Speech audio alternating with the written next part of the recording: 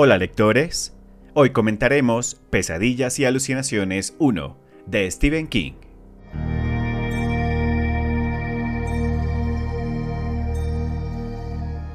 La tercera colección de cuentos cortos de Stephen King, a excepción de sus anteriores antologías de novelas cortas, Pesadillas y Alucinaciones presenta la misma estructura básica que las colecciones anteriores, una selección de apertura fuerte y de ritmo rápido, y una selección final reflexiva, con piezas similares emparejadas en todo momento. Sin embargo, si bien esta colección presenta algunos de los trabajos más fuertes de King, ya sean breves o no, también presenta algunas de las obras de ficción más débiles que jamás haya escrito el autor. La cohesión, entonces, sufre. La desigualdad de las selecciones nos obliga como lectores a ver a Pesadillas y Alucinaciones como una simple colección de obras, en lugar de como una sola obra unificada, a diferencia de, por ejemplo, El umbral de la noche. La variedad del trabajo que se muestra en esta colección funciona tanto a favor como en contra de la misma. La amplitud del material incluido es interesante y emocionante. Además de historias cortas, King también incluye una obra para televisión, un poema y una pieza larga de no ficción, así como una breve parábola que funciona como epílogo. Además, incorpora una serie de libertades, tomando diversos elementos de otras obras y combinándolos para que el resultado parezca una creación original, algunos más exitosos que otros, que muestran a King experimentando y probando la ficción más allá de su zona de confort. Si bien es refrescante ver a King probar nuevos tipos de escritura, tanto en contenido como en estilo, estos elementos refuerzan la naturaleza excéntrica de Pesadillas y Alucinaciones.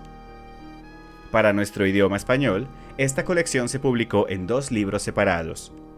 Hoy nos centraremos en el primero de ellos, titulado Pesadillas y Alucinaciones 1, el cual contiene 12 obras. Como antes, las selecciones están ordenadas por efecto en lugar de cronológicamente, elegidas de la gran acumulación de piezas no recopiladas de King. La brillante historia de apertura, El Cadillac de Doland, es una historia de venganza inspirada en El barril de amontillado de Edgar Allan Poe. Dicen que la venganza es un plato que se sirve frío, y esto nunca ha sido más cierto que en este cuento. El rico jefe del crimen, Jimmy Dolan, asesina brutalmente a una mujer que está programada para testificar en su contra, y su esposo pasa los siguientes 7 años planeando su venganza. Atormentado por la voz de su esposa muerta, no se detendrá ante nada para vengarse y permitir que ella descanse en paz. Su única oportunidad de éxito es cuando Dolan está siendo conducido por todo el país en su Cadillac, y es en el camino, tendiendo la trampa más increíble, que hace su movimiento. El dolor personal y la lucha que nuestro protagonista debe soportar para darle a su plan la mejor oportunidad de éxito es agotador y tortuoso, pero vale la pena. El protagonista, inicialmente sin nombre, de quien finalmente nos enteramos que se llama Robinson, es un maestro de escuela de Las Vegas. Está pálido, débil y calvo. Es del tipo del que la gente se ríe, pero tiene un alma fuerte y deseos de vengar a su esposa. El razonamiento detrás de su ira y finalmente su locura es comprensible aunque horrible, lo que recuerda el descenso a la locura de Louis Creed en Cementerio de Animales. King se esfuerza mucho para que la historia sea factible, infundiendo hechos y matemáticas rudimentarias a la narración. El enfrentamiento entre Robinson y Dolan es escalofriante, una de las secuencias más aterradoras de la colección. Aunque Poe estableció los parámetros, esta es en gran medida una historia propia de King.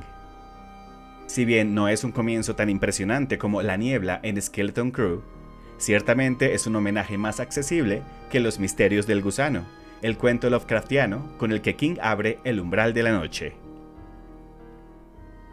El final del desastre es quizás la aventura más exitosa de King en ciencia ficción, y es uno de los cuentos más agradables que ha escrito. Está narrado por el escritor Howard Flournoy, un hombre que tiene un tiempo limitado en la Tierra para escribir la historia de vida de su hermano Robert Flournoy. La vida de Howard se está desvaneciendo y debe contar su historia antes de que las drogas que ha tomado comiencen a funcionar. Robert, o Bobby, fue un niño genio. Sus habilidades académicas se desarrollaron rápidamente cuando aprendió a leer y escribir a la edad de 2 años. Instigó experimentos científicos y sociológicos exitosos durante su infancia y completó la escuela secundaria a la edad de 10 años. Howard lo describe como un niño fascinante y fascinado, consumido por una urgencia infantil de aprender y educarse a sí mismo. Sin embargo, todo esto cambió a la edad de 16 años, cuando regresó de viajar por América del Sur en una expedición antropológica. Maduró y quedó profundamente afectado por la capacidad de autodestrucción de la humanidad. Como en casi todas las obras de King, aquí no encontramos personajes particularmente agradables. Siempre hay un nivel alto de frialdad en sus creaciones y este cuento no es la excepción. Como lectores recibimos una gran cantidad de información de fondo sobre Bobby, quien es un hombre inteligente ajeno a cualquier cosa o persona más allá de su sed de conocimiento, pero nunca sentimos que fuera algo más que un intelectual. Tal vez se supone que debemos sentir más empatía por el personaje de Howard, pero él es bastante amargado a pesar que afirma no serlo. Es un personaje oscuro y escéptico, aunque no hay una causa real para que sea así. Sin embargo, King se redime con su trama. La base de la historia corta es un enfoque fresco e interesante sobre la idea de los pueblos pequeños y amistosos en el sur de América.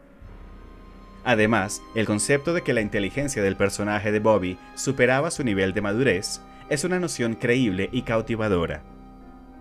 Si los niños fueran muy inteligentes y poderosos, ¿no querrían hacer algo tan fundamental como hacer que todas las personas malas del mundo fueran menos malas?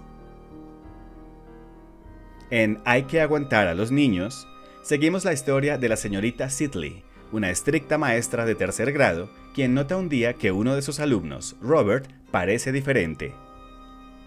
Por el rabillo del ojo, cree que lo ve transformarse en algo monstruoso. Esta imagen continúa persiguiéndola, y en el baño escucha a unos niños chismorrear sobre ella, y luego ve sus sombras transformarse. La historia, tal como es, donde los niños pequeños son reemplazados por monstruos que atormentan a su maestra, es lo suficientemente horrorosa. Pero Stephen King usa la duda para agregar otra capa de horror a la narración. Si bien la historia está escrita en tercera persona, es limitada porque se cuenta desde el punto de vista de la señorita Sidley, quien no es necesariamente una narradora confiable.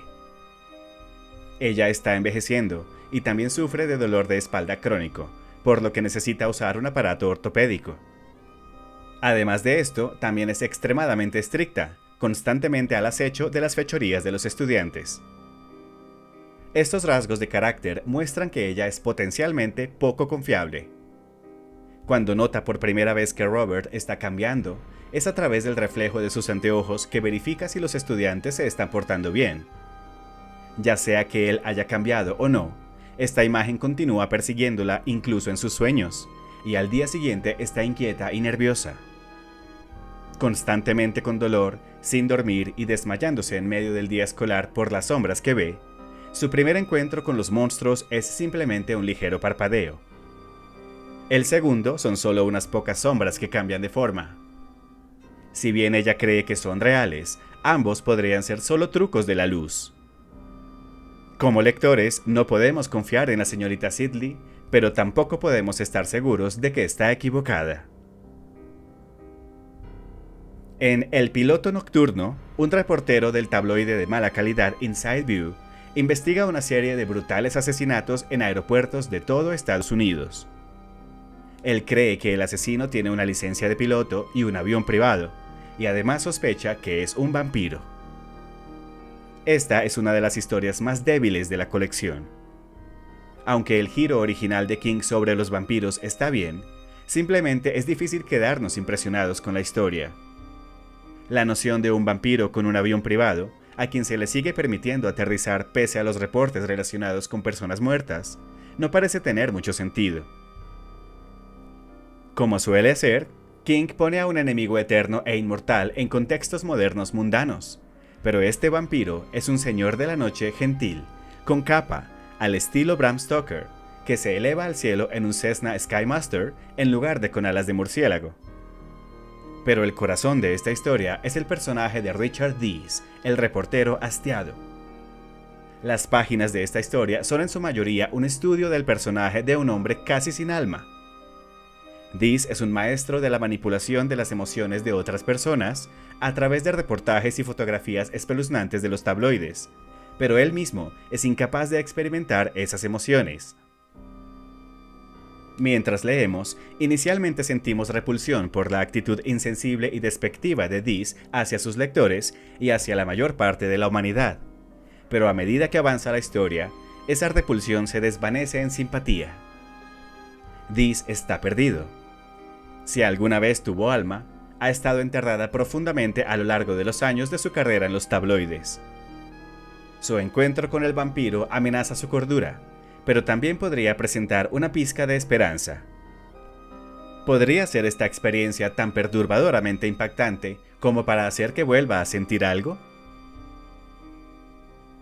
En Popsy, Sheridan es un hombre lastimosamente repugnante. Un jugador que está pagando sus deudas secuestrando niños y entregándoselos a cierto señor turco. Mientras lo hace, Sheridan intenta convencerse de que no está haciendo nada malo. Empezamos a odiar a este tipo desde la primera línea de la historia, la cual comienza cuando Sheridan ve a un niño de ojos verdes, blanco pálido, llorando frente a un centro comercial. El niño está buscando a su Popsy, quien aparentemente se fue a buscarle algo de beber. Con el pretexto de ayudarlo, Sheridan lo sube al auto y se pone en marcha. Aunque el chico le parece un poco extraño, no tiene idea de lo que le espera. Este es el tipo de historia que disfrutamos más por el escenario que por la trama, porque esta es bastante obvia. De la forma en que escribe Stephen King, es casi como si también estuviéramos allí en ese auto, junto con Sheridan y el niño. Solo que a diferencia del pobre hombre, sabemos que algo va a pasar, y es atemorizante. Es de admirar cómo Stephen King logra hacernos sentir lástima incluso por los peores personajes. La historia Es algo que llega a gustarte está ambientada en Castle Rock y contiene muchas conexiones a otras ficciones de King que suman a la profundidad de la historia. El motivo central es la ya familiar para los lectores constantes. Ancianos que rumian en un mirador comunitario, en sillas en el pórtico que da a una plaza del pueblo, o acurrucados alrededor de una estufa en la parte trasera de una tienda. A menudo aparecen con el propósito de atraer al lector a la narración, haciéndolo parte de la historia y también reflexionando sobre la tradición oral. Esta es la historia de la Casa Newell, un edificio construido por un forastero. Joe Newell, propietario de una fábrica y terrenos, comienza a construir la casa de su familia en 1915, y lo que cuentan los diversos hombres que colaboran durante la narración de la historia de la casa es una tragedia que arruinó su vida. Esta historia es un microcosmos de lo que hace mejor Stephen King, y de por qué ambienta gran parte de su obra en Castle Rock.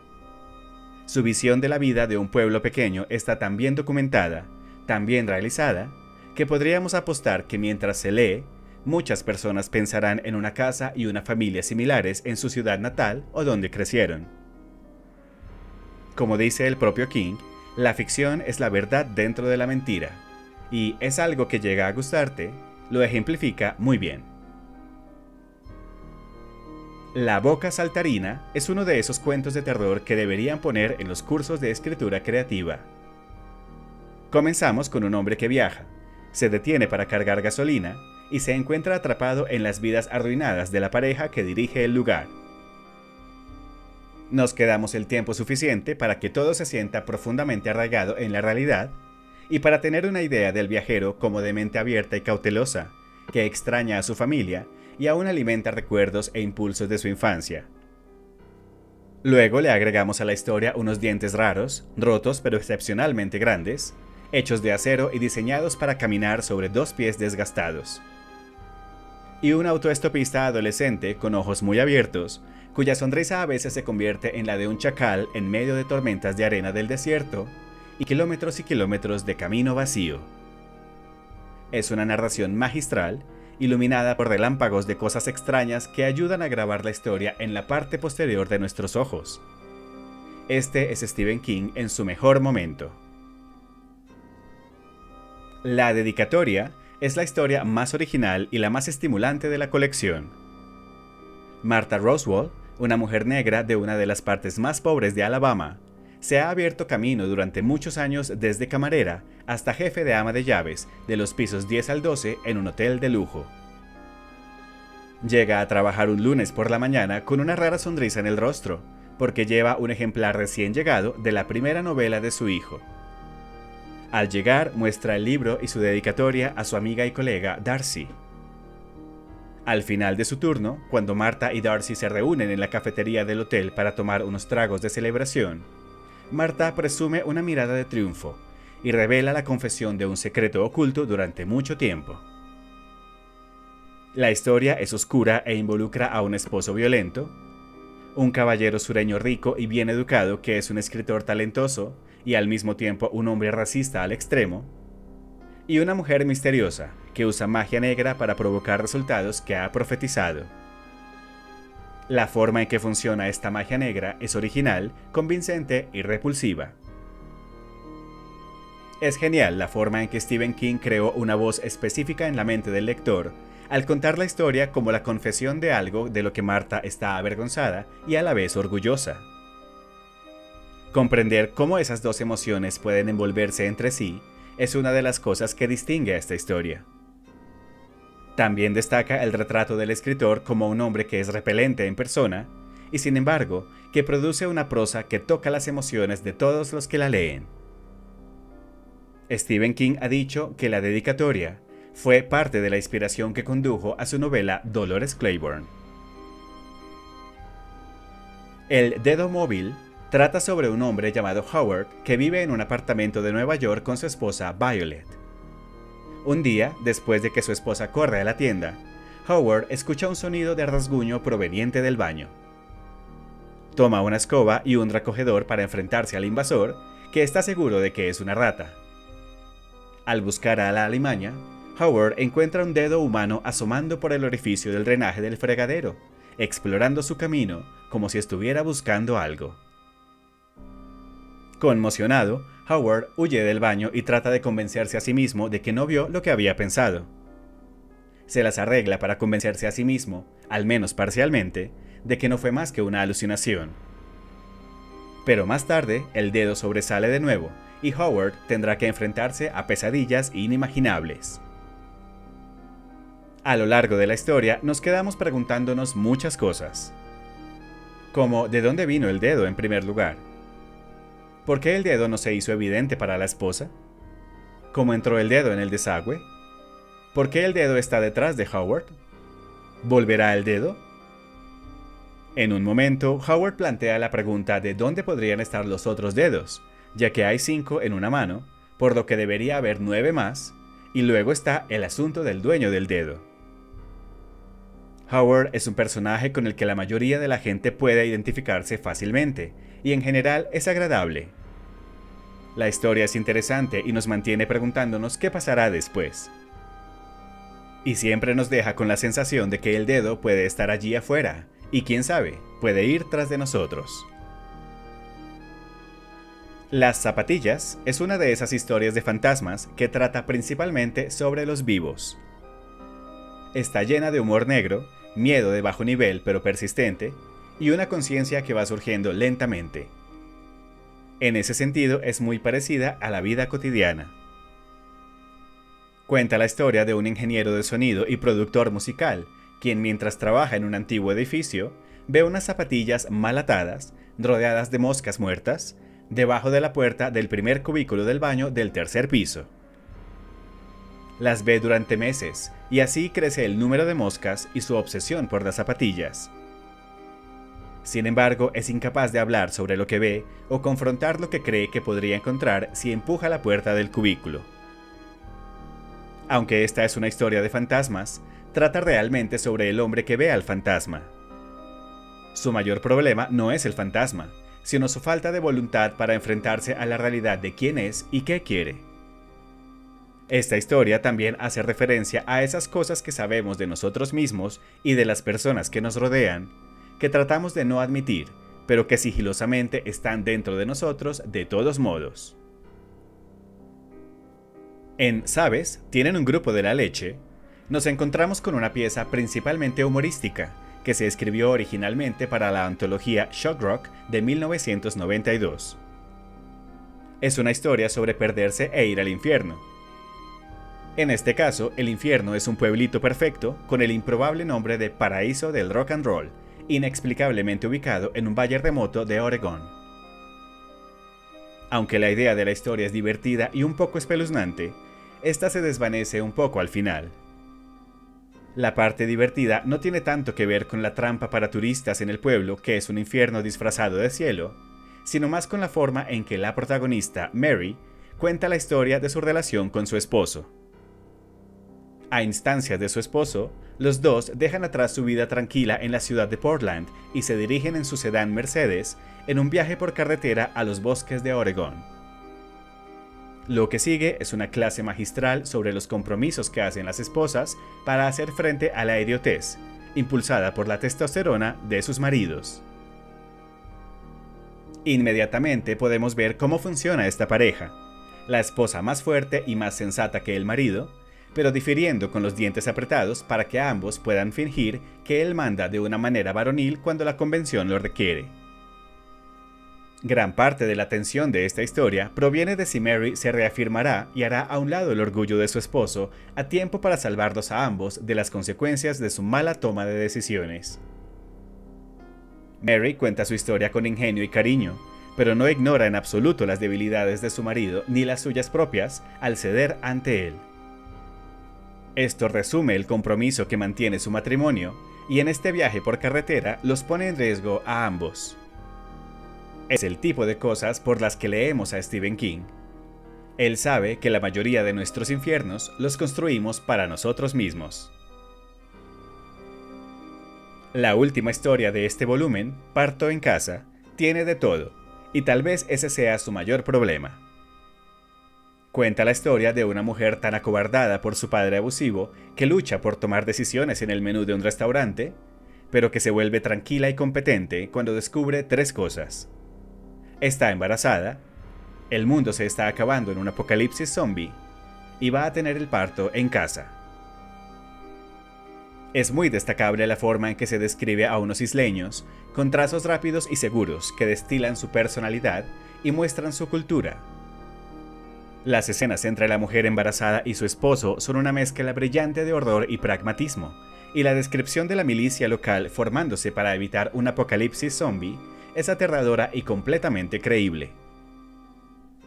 Si el enfoque se hubiera mantenido en la isla, esta hubiera sido una historia de zombies bastante buena.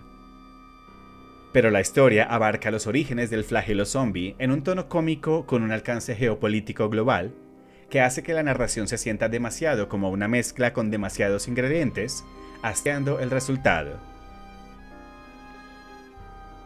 Al igual que con algunas de las novelas innecesariamente largas de King, uno se ve obligado a preguntarse cuánto más convincente y vital parecería esta colección con una edición más rigurosa y la eliminación de selecciones que simplemente no funcionan. No del todo a la par con El umbral de la noche o Skeleton Crew, esta colección, sin embargo, conserva la estructura y la intención de esos otros volúmenes, e incluye algunos de los mejores relatos breves de este prolífico autor. ¿Y tú ya has leído Pesadillas y Alucinaciones 1 de Stephen King? ¿O es un libro que te llama la atención y que quisieras agregar a tus próximas lecturas? Cuéntanos tus opiniones en los comentarios. No olvides darle la manita arriba a este video, suscribirte al canal si aún no lo has hecho, y activar la campana de notificaciones para recibir una alerta cuando se publique un nuevo video. También puedes compartir este video con cualquier persona a quien creas que le puede interesar y ser de utilidad. Hasta entonces, ¡felices lecturas!